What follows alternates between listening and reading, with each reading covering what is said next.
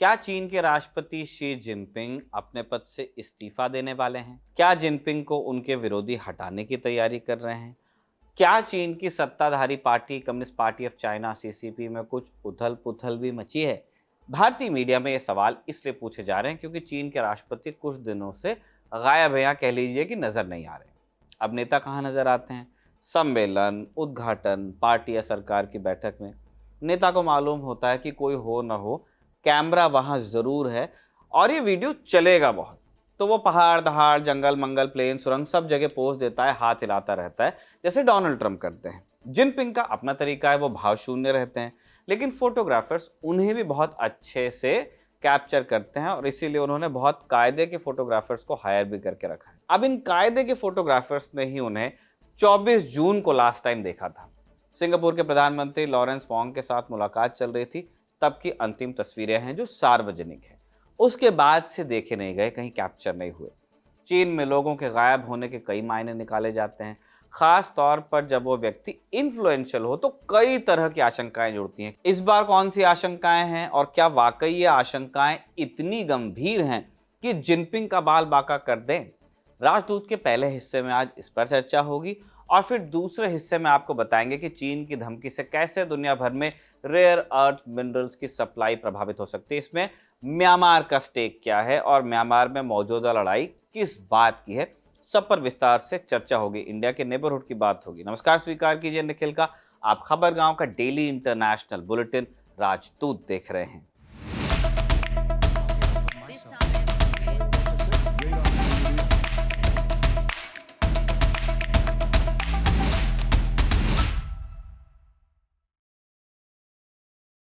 सबसे पहले आपको 5 बड़े नाम बताते हैं जो पिछले कुछ समय में चीन से गायब हुए।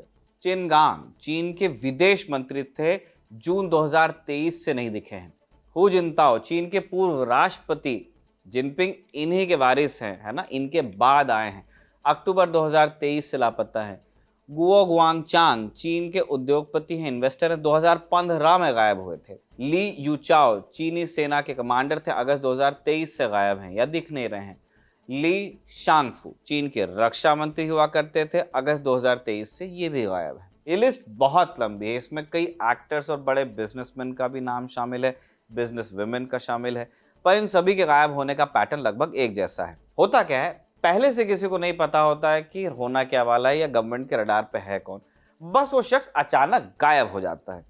अब जब तक घर, दफ्तर, रिश्तेदार होते हुए बात मीडिया में पहुंचती है, स्पेशली इंटरनेशनल मीडिया में पहुंचती है, तब तक हफ्ता 10 दिन का गैप आ जाता है। जब मीडिया में बात आ ही जाती है, तब धीरे से ये बात चलवाई जाती है कि इन पर तो करप्शन का केस चल रहा था या फिर इन्हें तो लंबी बीमारी थी। अगर जैक मा की तरह अच्छी किस्मत वाले ये लोग हुए तो कुछ दिनों बाद जैसे बंदा गायब हुआ था, लौटता भी है, तबीयत उसकी बिल्कुल ठीक हो जाती है और फिर वो ऐसी कोई बात नहीं करता, ऐसी कोई गतिविधि नहीं करता जो सरकार के खिलाफ जाए, है ना, तबीयत ठीक। खरबपति जैक मा को 2020-21 में लगने लगा कि बहुत पैसा है मेरे पास, तो चीन के फाइनेंशियल सिस्टम के बारे में मैं बाइट दे सकता हूँ, आलोचना कर सकता हूँ, लेकिन फिर गायब हो गए और जब लौटे तो अच्छे बच्चे बनकर लौटे। लेकिन सबकी किस्मत जैक जैसी बुलंद नहीं होती कि वापस भी आ जाए। कई को लंबी सजाएं हो जाती हैं, माने एक झटके में करियर खत्म। कुछ ऐसे भी हैं जो कभी नहीं मिलते, सिस्टम में खो जाते हैं। इनको गायब क्यों किया जाता है, अब ये सुन लीजिए आप। चीन में वन पार्टी सिस्टम है, एक ही पार्टी का सिक्का चलता है, चाइनीज कम्युनिस्ट पार्टी सीसीपी, यही पार्टी देश चलाती है। ऐसा नहीं है कि चीन में दूसरी पॉलिटिकल पार्टीज नहीं है, चाइना डेमोक्रेटिक लीग है, China association for promoting democracy जैसी कुछ पार्टियां, मगर कोई शक्ति उनके पास में है नहीं। 1949 के बाद से सत्ता सिर्फ सीसीपी के पास रही है। पार्टी और सरकार का कोई फर्क वहां आपको बहुत क्लियर देखने को मिलेगा नहीं। इसके जनरल सेक्रेटरी हैं शी जिनपिंग, जो राष्ट्रपति भी हैं, लेकिन इंपॉर्टेंट इसलिए क्योंकि उनके पास पार्टी में सबसे बड़ा पद है। आमतौर पर पार्टी का जनरल सेक्रेटरी देश का राष्ट्रपति बनता है, जिनपिंग के साथ ये हो भी रहा है। मार्च 2013 से शी जिनपिंग राष्ट्रपति हैं। हु जिनताओ के बाद जो हु जिनताओ फैक्शन था, उनके एम्बिशंस को किनारे लगा करके राष्ट्रपति बने। वही जिनताओ जो अक्टूबर 2023 से मिल नहीं रहे। आपने वो बड़ा आइकॉनिक वीडियो देखा होगा जिसमें हु जिनताओ को उनकी मर्जी के खिलाफ एक बैठक से उठा के ले जाया जा रहा है। होता यह है कि जो भी शख्स सीसीपी से टकराने की कोशिश करता है या जिनपिंग के लिए किसी भी तरह की चुनौती बनता है, उन्हें गायब कर दिया जाता है। जिनपिंग 2013 के बाद से चीन की सत्ता में सुप्रीम लीडर की भूमिका में रहे हैं। सिर्फ ईरान में नहीं होते हैं, बाकी जगह भी हैं, ध्यान दीजिए, आपको दिखेगा। 2018 में जब उन्होंने राष्ट्रपति पद की समय सीमा खत्म करने का फैसला लिया तो उन्हें लीडर फॉर लाइफ तक कह दिया गया। अब ऐसे में आप पूछ सकते हैं कि जिन शी जिनपिंग पर लोगों को गायब करने का इल्जाम लगता रहता है, वो क्यों गायब हो गए, या कोई उनको भी गायब कर सकता है क्या? तो पहले आपको ये समझना होगा कि इंडियन मीडिया में ये बात आई कहां से। हुआ ये कि prime minister Modi BRICS summit के लिए ब्राजील गए। उनको जाना था, तय समय के मुताबिक पहुंचे। ब्रिक्स में जो सी है वो चीन के लिए है, लेकिन इस सी के राष्ट्रपति शी जिनपिंग ब्राजील गए नहीं। किसी रिसर्च किया तो मिला कि बीते दिनों में जिनपिंग दिख भी नहीं रहे हैं, और वहां से फिर थेरीज चली कि अब तो जिनपिंग गायब। तरह तरह की बातें लिखी जाने लगी कि जैक की मां को मिला सुकून, बेटे को गायब करने वाला हुआ गायब। टाइप के लोग करते हैं इस तरह की हरकतें। अब ये तो फ्रिवलेस बातें हो गई, लेकिन 4 थेरीज तो फिर भी लोगों ने दी। पहली कि जिनपिंग की सत्ता पर पकड़ कमजोर होती जा रही। पिछले कुछ बरस में चीन में आर्थिक चुनौतियां देखने को मिली हैं। सबसे ज्यादा असर कोविड के बाद लगे लॉकडाउन के बाद पड़ा। इसमें रियल एस्टेट बिजनेस ने सबसे ज्यादा मार खाई।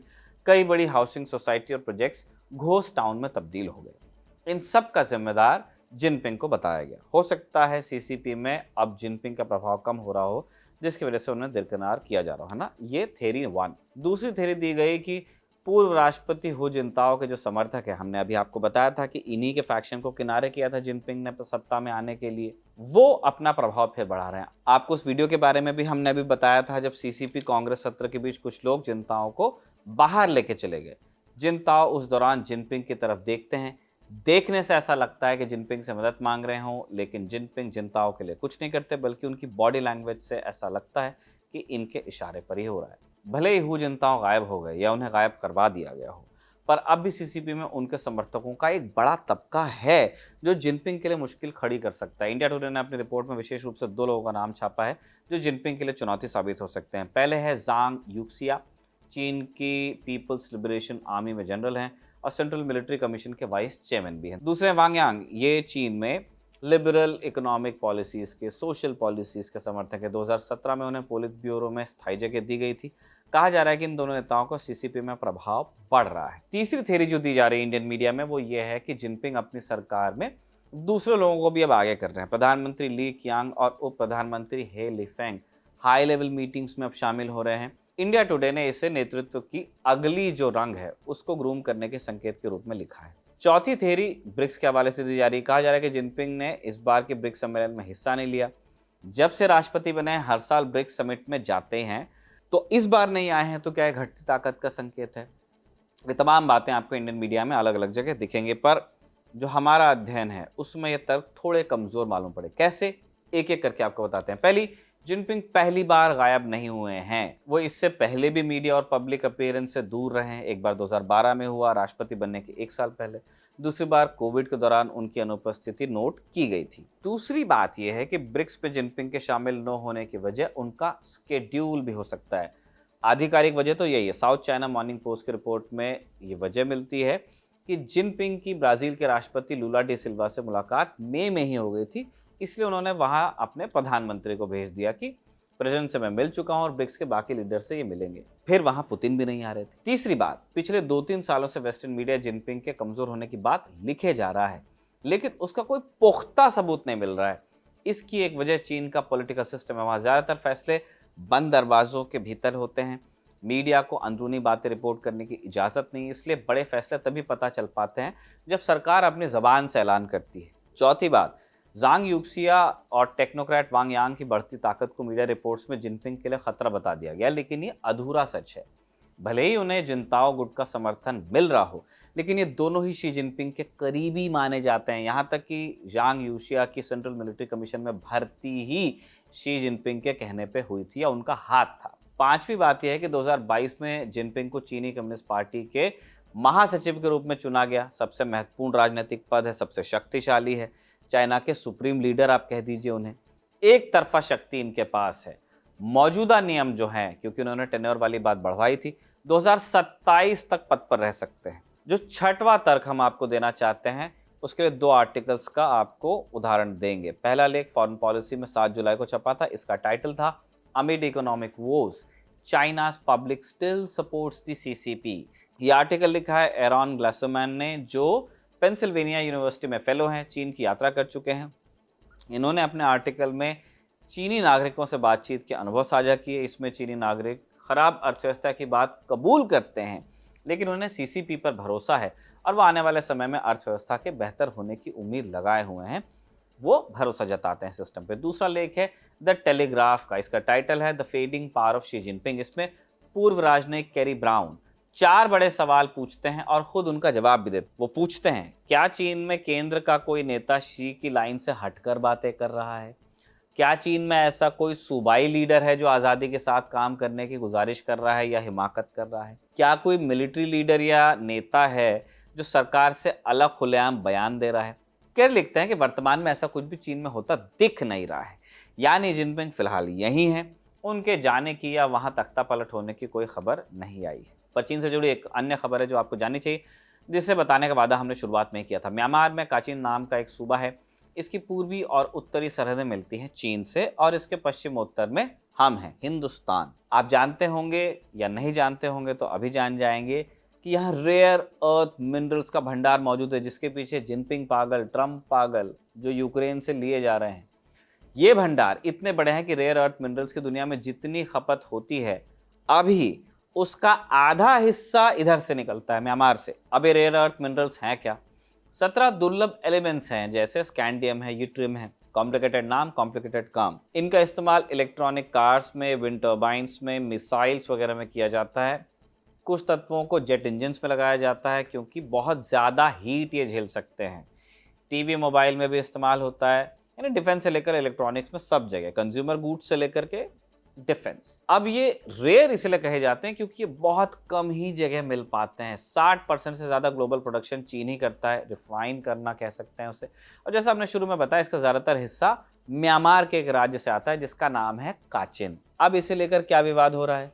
राजदूत के दर्शक जानते हैं कि 2021 में म्यांमार में तख्ता पलट हुआ। तख्ता पलट करने वाली सेना ने कहा कि देश के चुनाव रिक्त थे। 2020 में चुनाव हुए थे यहाँ, जिसमें आंग सान सूची की नेशनल लीग फॉर डेमोक्रेसी ने जीत हासिल की थी। तख्ता पलट के बाद से देश की कमान मिंग आंग हेंग के हाथ में है।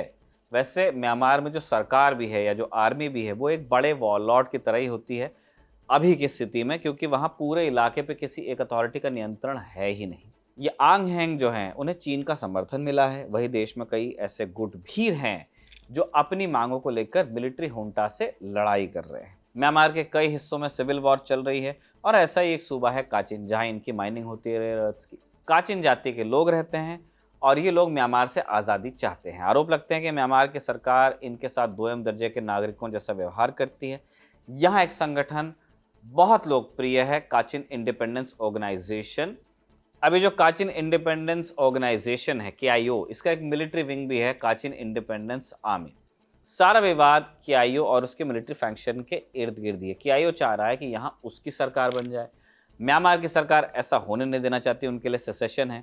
और न ही चीन की सरकार ऐसा चाहती है। वो इसलिए क्योंकि अगर इनके पास शक्ति बढ़ गई तो रेयर अर्थ मिनरल्स का जो चाइनीज स्टेक यहाँ पे उनका इन्वेस्टमेंट है, क्योंकि यहाँ से निकाल के लेके जाते हैं, रिफाइन करते हैं चीन में, ये सप्लाई लाइन टूटेगी। समझौता वो काचिन लोगों से भी कर लेंगे, लेकिन जो प्रोडक्शन है, जो माइनिंग है, उस पर खलल तो पड़ेगा ही। काचिन प्रदेश में भामो नाम का एक शहर पड़ता है और यहाँ पिछले साल दिसंबर से KIO और म्यांमार की फौज के बीच लड़ाई चल रही है कि कौन शहर पर कंट्रोल करता है। न्यूज़ एजेंसी रॉयटर्स की खबर के मुताबिक चीन ने KIO को धमकी दी है कि वो भामो शहर से पीछे हटें, यहाँ राज करने का ख्वाब न देखें। अगर ये बंद नहीं होता है तो चीन KIO के नियंत्रण वाले इलाकों में मौजूद खदानों से लेन देन बंद करेगा, यानी रेयर अर्थ मिनरल्स नहीं लिए जाएंगे। अगर ऐसा होता है तो रेयर अर्थ मिनरल्स की ग्लोबल सप्लाई चेन प्रभावित हो सकती है। क्यों? जैसे हमने पहले बताया, म्यांमार के सूबे से ही सबसे ज़्यादा रेयर अर्थ मिनरल्स आते हैं और चीन ही दुनिया में इसे सप्लाई करने के मामले में सबसे आगे है, स्पेशली रिफाइनिंग के मामले में। म्यांमार की सरकार के पास ऐसे उपकरण नहीं हैं जो ज़मीन से निकले रॉ मटेरियल को रिफाइन कर सकें। चीन भी इस बात का फ़ायदा उठाता है और दुनिया में रेयर अर्थ मिनरल का बेताज बादशाह बना है। कुछ दिन पहले जब ट्रंप ने चीन पर टैरिफ लगाए थे, तब चीन ने इन मिनरल्स के ही निर्यात पर रोक लगा दी थी, लेकिन अब चीन और अमेरिका के बीच समझौता हो गया है तो ये रोक हट गई है। अब बात निकली है तो जाते जाते आप जान लीजिए कि चीन के लिए म्यांमार कितना अहम है और वहां मिलिट्री हुंटा का साथ वो देता क्यों है। चीन को म्यांमार के क्याऊ कप्यू बंदरगाह के जरिए सीधे इंडियन ओशन तक पहुंच मिल जाती है। इससे उसकी समुद्री व्यापार और नौसैनिक शक्ति दोनों बढ़ती है। म्यांमार चीन की जो BRI परियोजना है उसका अहम हिस्सा भी है। चीन म्यांमार इकोनॉमिक कॉरिडोर यानी CMEC सीपेक के जैसा ही है ये। इसमें चीन ने बहुत इन्वेस्ट किया। इसके तहत सड़क, पुल और बंदरगाह बन रहे हैं। इस प्रोजेक्ट से चीन सीधा बंगाल की खाड़ी तक अपना रास्ता तलाश रहा है। अब ये जो चीन है म्यांमार के सीमावर्ती राज्यों में सक्रिय विद्रोही गुटों के साथ भी संपर्क रखता है। ये गुट चीन के लिए स्ट्रेटेजिक लेवरेज की तरह काम करते हैं। चाहे म्यांमार की सेना हो या विद्रोही, चीन दोनों को साथ में रखता है। म्यांमार और चीन की ज्यादा करीबी हिंदुस्तान के लिए मुश्किल खड़ी कर सकती है। आरोप लगते हैं कि म्यांमार के कोको द्वीप पर चीन के मिलिट्री इंफ्रास्ट्रक्चर की मौजूदगी देखी जा रही है, जिससे वो भारत की नौसेना और अंडमान निकोबार इलाके पर नजर रख सकता है। ये चैप्टर चाइना वाला यहीं तक। अब आपको अपडेट देते हैं। इंटरनेशनल क्रिमिनल कोर्ट यानी ICC ने तालिबान के 2 बड़े नेताओं के खिलाफ अरेस्ट वारंट जारी किए हैं।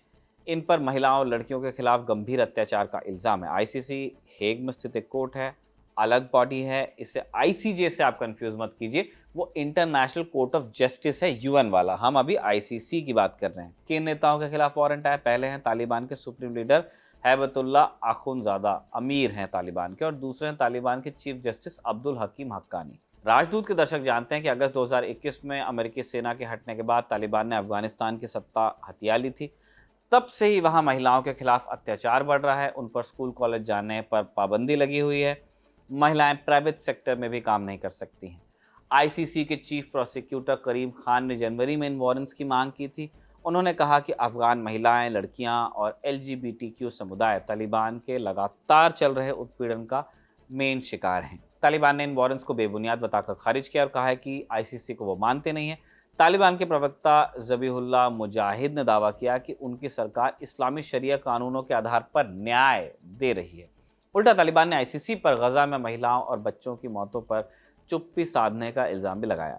ICC ने 2024 में ही इसराइल के प्रधानमंत्री बेंजामिन नेतन्याहू को और पूर्व रक्षा मंत्री योआव गैलेंट को भी अरेस्ट वारंट इशू किया था, लेकिन उसका पालन हो नहीं पाया। अब लाख रुपए का सवाल आता है कि क्या इन नेताओं की गिरफ्तारी हो सकती है? इसके बहुत ही कम चांस, 0 से भी कम हो सकते हैं। इसलिए क्योंकि ICC के पास अपनी कोई एनफोर्समेंट एजेंसी नहीं है। ICC को सदस्य देशों पर निर्भर रहना पड़ता है। जो देश ICC के सिग्नेटरी होते हैं उनसे हेल्प मिलती है। अब जो अफगानिस्तान है 2003 में ICC का मेंबर बना था, पर अब वो जो सरकार थी जो मेंबर बनी थी वो है नहीं। तालिबान ने ICC के साथ कोई समझौता नहीं किया है। ऊपर से तालिबान के सरकार को अंतर्राष्ट्रीय समुदाय मान्यता नहीं देता है। सिर्फ रूस ने तालिबान में जो अमीरात चल रही है उसको मान्यता दी है। तो ये सारे लीगल हर्डल्स अभी हैं। देखना पड़ेगा कि इसमें आगे क्या होगा। ज़्यादा ये बात वैसे सिंबॉलिक है। इसी नोट पर राजदूत का एपिसोड खत्म होता है। इससे साजिद ने लिखा और आनंद ने रिकॉर्ड किया। आप देखते रहिए खबरगाह।